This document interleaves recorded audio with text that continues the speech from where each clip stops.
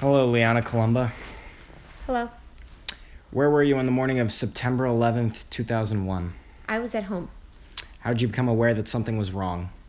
I got a phone call from my girlfriend to ask me if I knew what was going on. And what did you think was happening?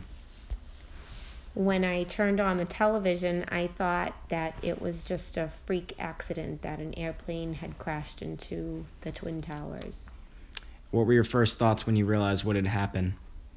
that the world was coming to an end. Who else was nearby? Nicholas. Can you tell me about the conversations you had that morning? Just about how crazy things were, how unordinary, how things we had never seen happen like that before, never realized things could happen like that in our lifetime. What was your most vivid memory of the day? Watching the second plane go into the second tower, And why was that so significant? because I actually watched it live. And how has September 11th, 2001 changed you? It has made me be more concerned about things that go on in the world and the negativity in the world and how people are trying to terrorize us and make us feel like we're constantly afraid. And for some time, I constantly was. I was afraid to travel. I was afraid to take my kids anywhere. And occasionally I still am. What did you do on September 12th, 2001? I watched the news pretty much the whole day. Did you do anything significant that day? Did you go anywhere? Did you? I believe Nicholas had a class that morning, and I took him, and there was a parent meeting that occurred while the children were in their class, and we just discussed what had happened the day before.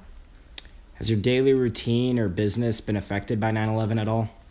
Yes, it was. We are self-employed, and there was a huge economic downturn after 9/11, and as a company, we suffered greatly. Have your feelings about September 11th changed over time? A little. I try not to be as paranoid as I used to be. When things first started happening, I started questioning why it would be a good idea to bring children into a world that was so crazy. But I think I've softened up a little bit since then. Could you say that you have any lingering thoughts since then, or that you think about it at all? Every time I get on an airplane or any public means of transportation. But you don't feel as though you would have something serious, any serious thoughts or signs of something like post-traumatic stress disorder, nothing like that? I think on some capacity I did have post-traumatic stress disorder. I think that a lot of people did, realizing what had happened and the graveness of it all, especially in the days following, watching all of the turmoil in New York and the surrounding areas that were affected by it directly.